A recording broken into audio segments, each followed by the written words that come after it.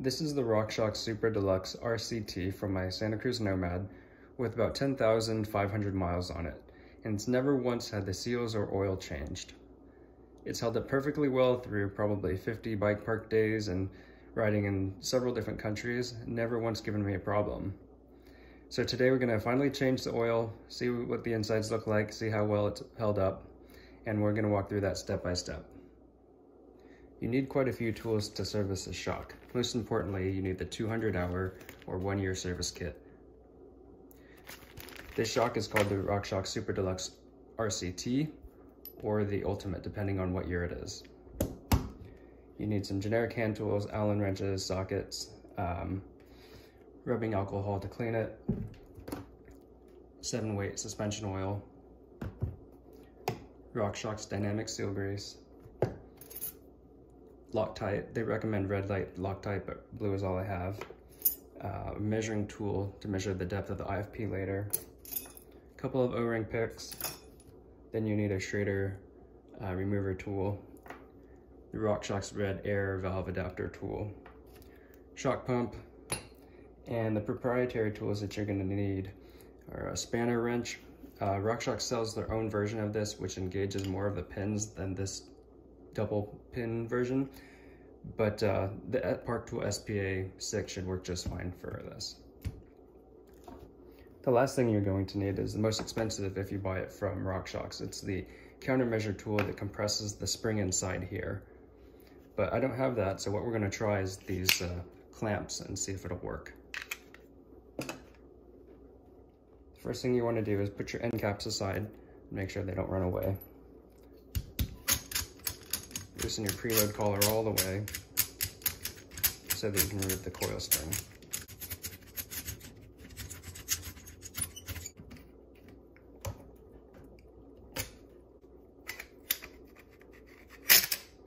There we go.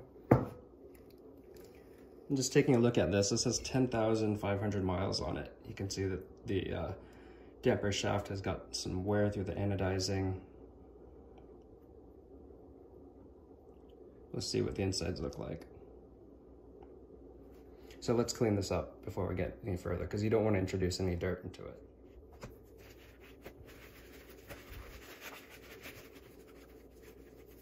Okay, now that the shock is all clean, the next thing to do is take out the Schrader valve core here. There's a very small cap here, don't lose that. Next thing you want to do is depressurize the shock. Don't point it at you, there's 250 PSI inside of it. All right. Take our tool, remove the core.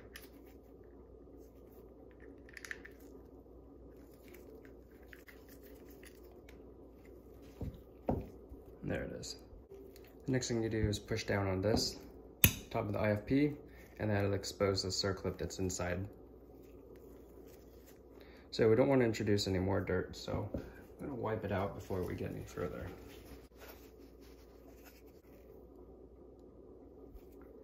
So if you can, avoid using anything sharp to pull this tool out, because you're likely to scratch a sliding surface here. It can cause a leak. So we finally got it out. I was really careful to not have these sharp edges scratch any of the inside, because this is a sealing surface. This clip was rusted, so it was a little bit harder to get out because it had a lot of corrosion on it. So the next thing to do is remove the IFP cover. So there's a little hole you can reach in and grab this. Again, obviously don't scratch anything, and pop it out.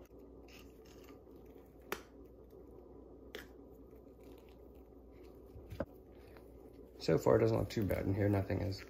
There's no oil in the IFP, so we know that the IFP main seal is still secure and working, doing its job. The bags are labeled, so this one's going to be in the Reservoir IFP. It's going to be, there's 4 pieces in here. These 2 look like identical O-rings. So we're gonna go ahead and take one of them, clean this out a little bit better before we replace it.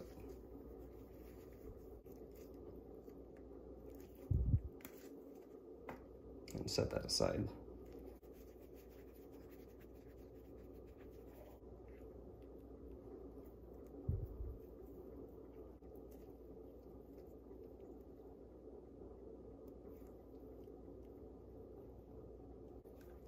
The next thing we're going to do is take a Torx T10 and then remove the bleed screw from the IFP down here.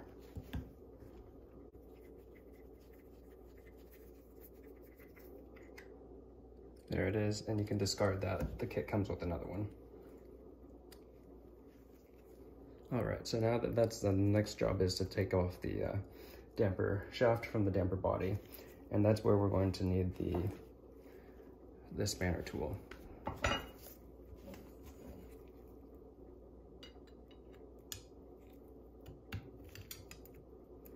Again, being careful not to scratch the damper shaft.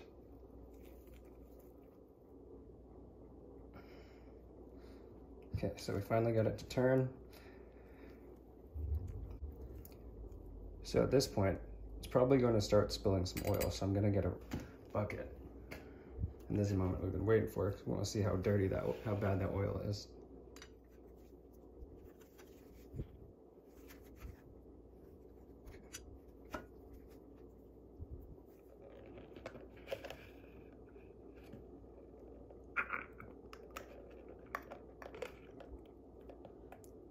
Well, it looks like it's definitely time to change this oil.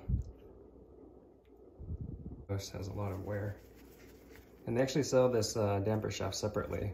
So down the road I could replace that, maybe another 10,000 miles. Inside I don't see any wear from that bushing sliding back and forth. Looks pretty good. Clean that again. The next step is we want to remove the IFP reservoir. So you can either use a strap wrench, or in my case, I generally use a old inner tube, and they're usually pretty tight. Just wrap that around here.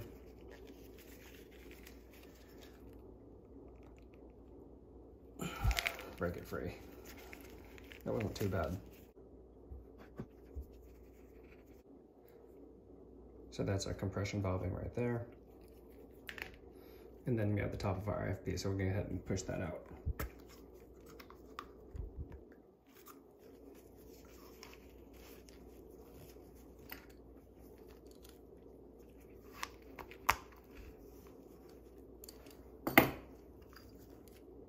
So we're going to take this O-ring and replace it with the kit.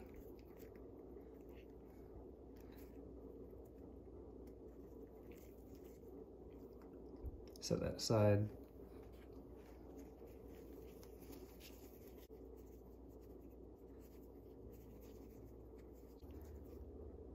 Looks pretty good. Looks like new.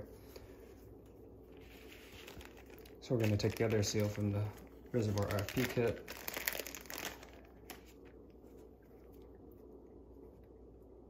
Touch of grease.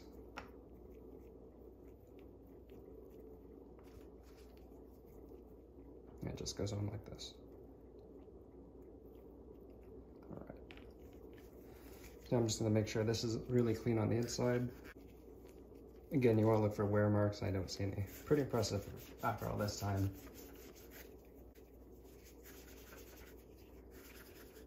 For the next part, we're going to be removing all the shims behind the main piston nut here.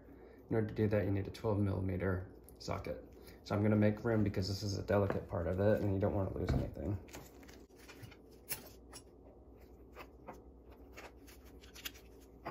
Just got my rear set. Check out Whitney's review if you want to know more. So I'm going to take this. Either way.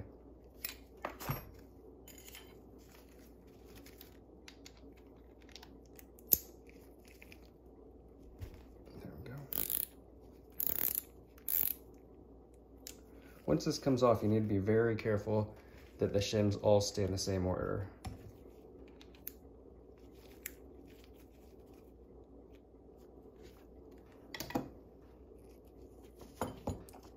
So what I'm gonna do is take a small hex key and thread everything back onto it, keeping everything in the same direction, same order, otherwise your shock's not gonna work right when you put it back together. So I'm gonna keep that here.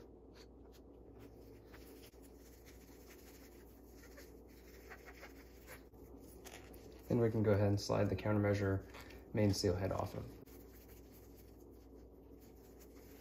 Unfortunately, the kit doesn't come with another one of these bumpers. And then this spacer here, this 5mm spacer, is actually how Rockshox sizes shocks between, say, 60mm and 65mm. So if you removed it, the shock would go from a 230 by 60 stroke to a 230 by 65 stroke.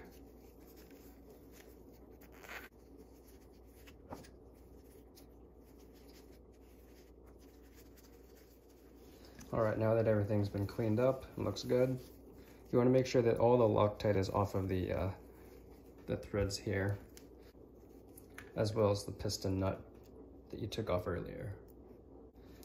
You don't want any Loctite in there because I suppose if there's any residual, it can get into the circuit.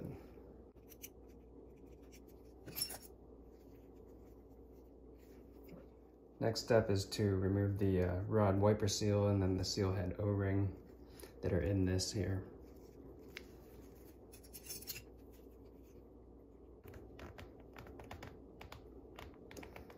All right, that took a lot of force, but we got the green one out.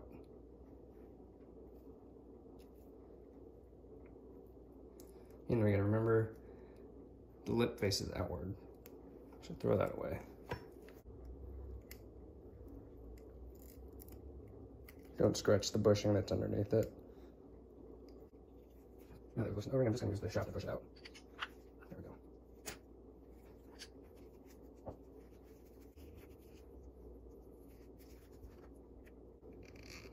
There's just a ton of dirt in here.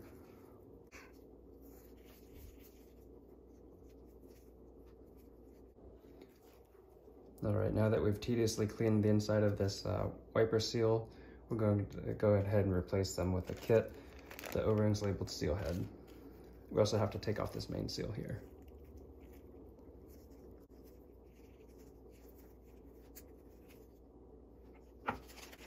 So there's 3 in this bag, the wiper seal, an additional O-ring behind it, and then the one we just replaced.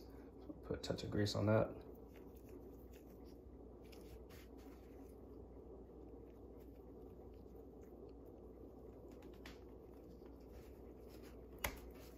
All right, looks good.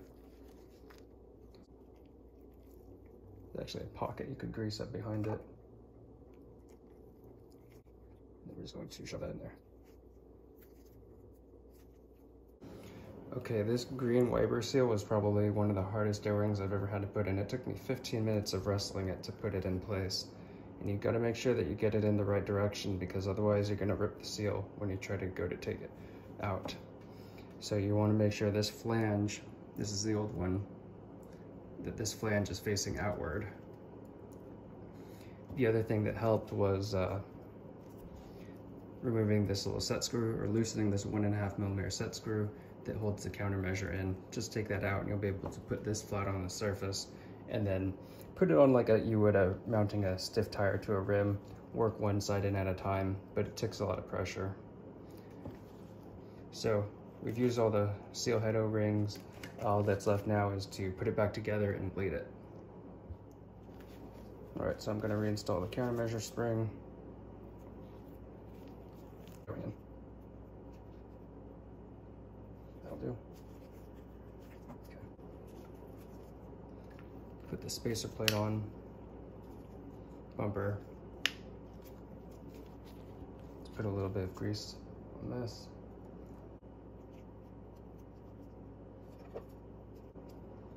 Oh, and I didn't show you that I already, in the process of struggling with the green seal head, I put in the black one as well behind it.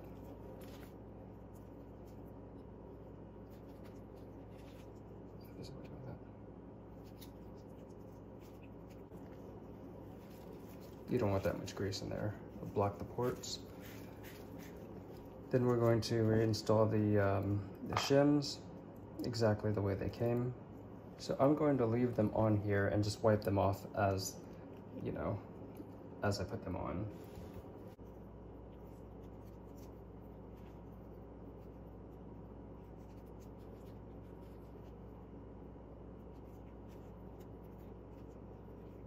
I've gone ahead and cleaned up this row, so we're going to go ahead and reinstall them.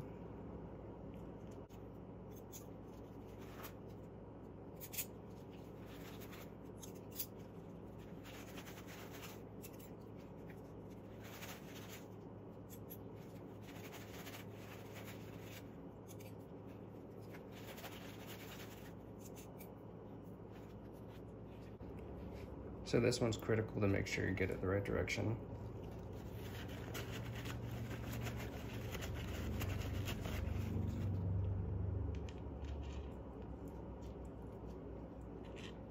Make sure everything's centered. Looks good. In the service guide, Rockshox actually talks about a hot dog piston. I don't know what that is. I don't know where you get it.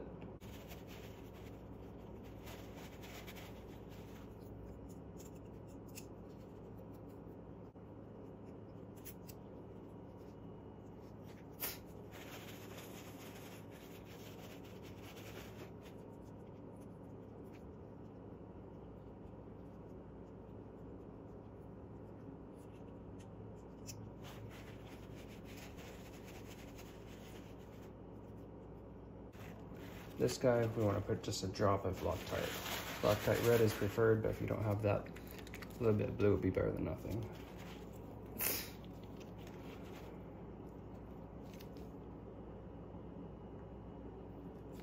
One drop, that's all it needs.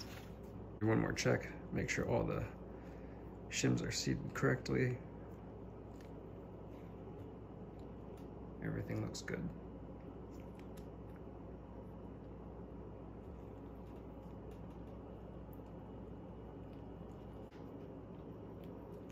All right, we want 8.5 Newton meters on this, so we'll just go ahead and tighten down this nut and then we'll torque it in the spec.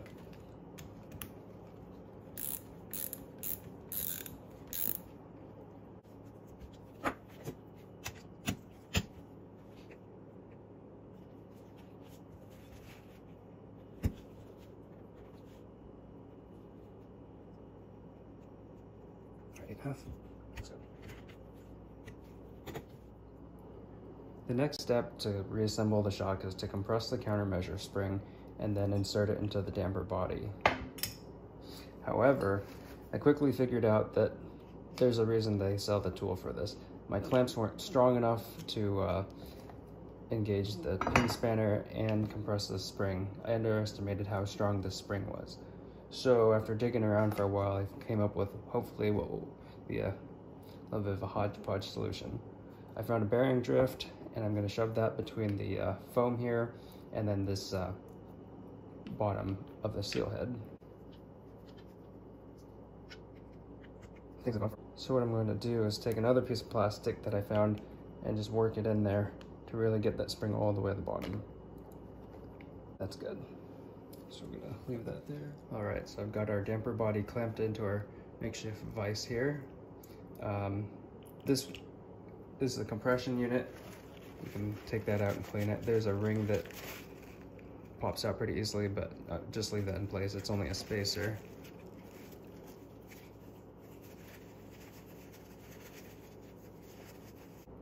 And we can drop the compression assembly right back in.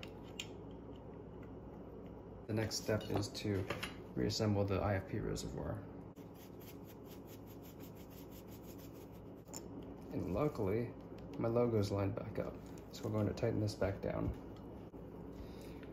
So if you have the 31mm spanner that will fit this narrow slot here, go ahead and torque it down to 8 Newton meters. I don't have it, so I'm just going to use the inner tube that I used to release it. Just get it nice and snug. You want to carefully pour your 7-weight into the reservoir side, into the piggyback side, until it starts to fill up here and flow into the damper body. So I'm kind of just going to cup my hand and create air pressure that's going to push it from the left to the right.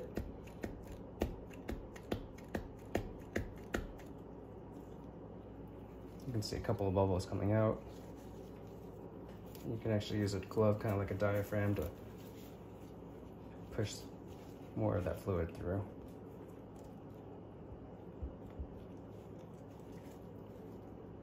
It's kind of a slow process. I thought it'd be much quicker, but the porthole is very small coming from the compression into the body. You want to take your time with this because you don't want any bubbles to be remaining after you're done.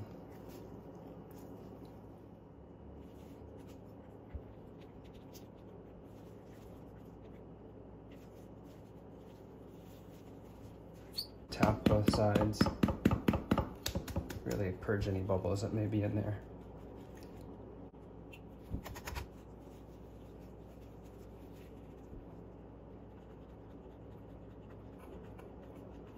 See a lot of bubbles coming through right now.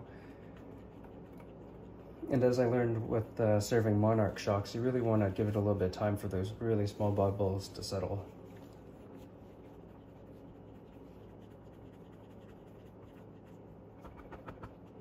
Okay, now once you're satisfied with the bleed and there's no more air bubbles coming when you bleed it either direction, you want to install your IFP.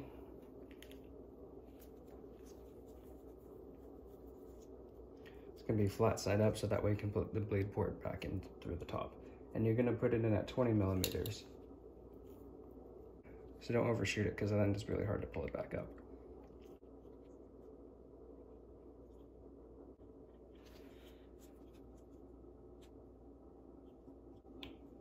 All right, exactly 20. And the next thing we're going to do is install the bleed screw. And the kit comes with a new one. Actually, it looks like there should be an O-ring there, so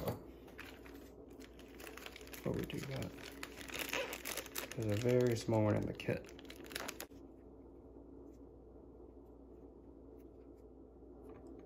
I saw a couple of drops of air come out, so before I do that, I'll give this a couple more hits, just to make sure. And then I'm going to thread my IFP screw in. Doesn't need to be tight, just until the whole thing starts to spin. And I can feel it spinning there. So now you may as well pour out the extra oil on the top.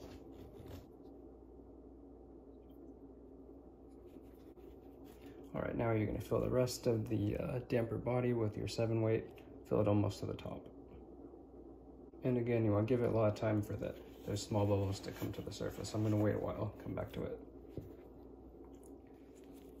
So I've gone ahead and wrapped everything in a towel because this is the messy part. What we're going to do is thread this in the damper shaft at about a 45-degree angle while holding the IFP exactly where it is at 20 millimeters depth.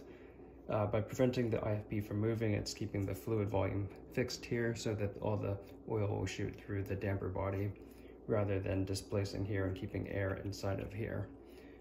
Again, we want to make sure that this countermeasure spring is fully compressed.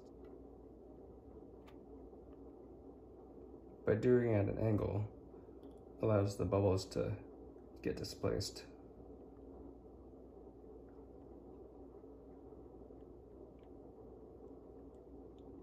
So we're going to push straight down now. And now that the pressure is building, I'm going to hold on to the IFP tightly. It's starting to engage. And the important thing about the shape of this makeshift drift and spacer set up for the countermeasure tool is I know I can still get my wrench flats for the pin spanner on there.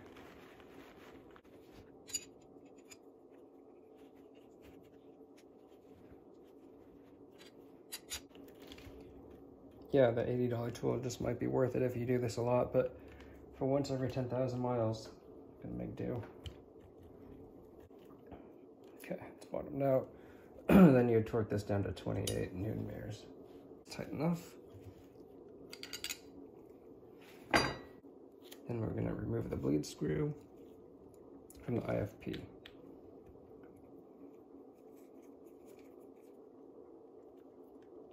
Bleed screw, the next step is to push the IFP down to the correct depth for your given shock length. So for shock length, for shock strokes of 45 to 65, the IFP depth is 33 millimeters. for 67.5 to 75, which is a long downhill shock, so you're gonna push it all the way to 39. So we want 33. Push very slowly, because this also purges the bubbles that are sitting underneath the top of the IFP cap out through the hole, since you've removed the bleed screw. And not a bad idea to tap and jiggle the shock as you're doing that to free up anything that's stuck. And I see a couple of bubbles coming through, so that's good.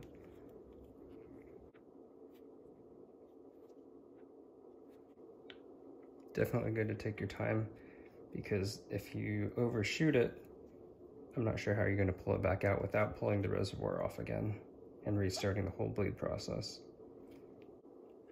All right, we're exactly at 33. That looks perfect. So then we're gonna go ahead and reinstall the bleed screw with our T10. Don't push it down any further. And again, just tighten until it spins. There it is. And then go ahead and discard that oil. So one step I forgot to mention is that before you inflate the IFP is to do a check on the bleed, and the way you do that is by compressing the IFP about 25 pounds of pressure, and you see how much movement you get out of it. Ideally, you should only get about 2 millimeters of up and down. If you get more, that means you're displacing bubbles, and you should repeat the bleed process. Rockshox has a tool, or you can just eyeball it or use something like this, but smaller. So the next thing you're gonna do is reinstall your IFP cap. We already changed this O-ring out earlier.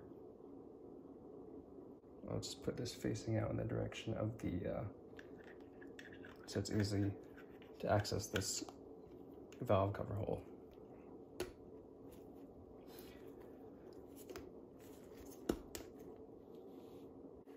So you want to get your clip from earlier.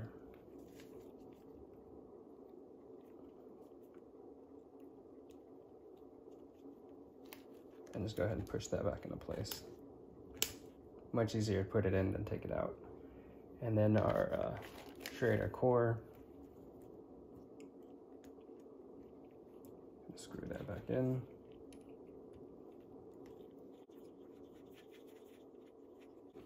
Now we're going to attach our red valve core tool and inflate it to 250 psi.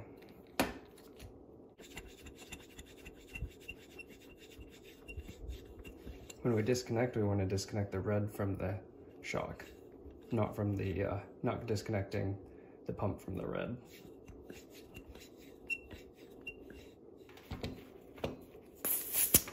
Not too bad.